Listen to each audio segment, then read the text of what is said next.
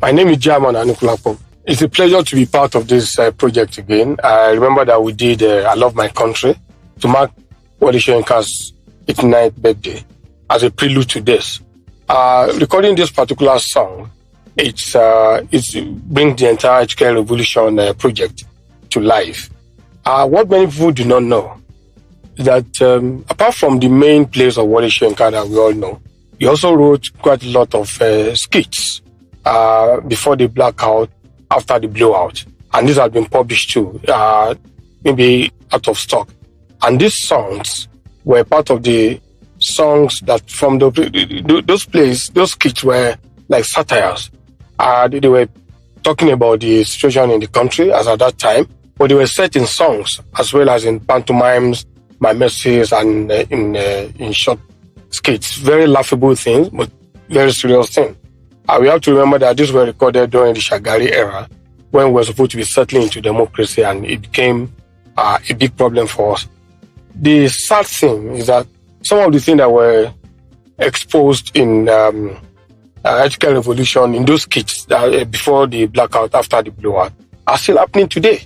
Imagine talking about Naira, about sharing of money, about corruption, about the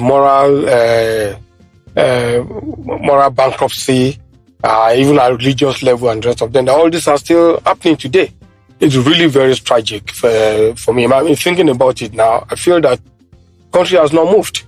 And if you have not moved, how do you expect the strategy to have changed? But I'm happy that this is happening, because for a lot of young people who have been sitting behind their keyboard, as I like to call them, keyboard warriors who have been abusing Wole Soyinka, they really do not know the man's story. And part of it is because they do not read. It's part of the literacy that we have built. It's part of this community of this citizenship that we built, or citizenry that we've built, that just have no respect for education, for literacy.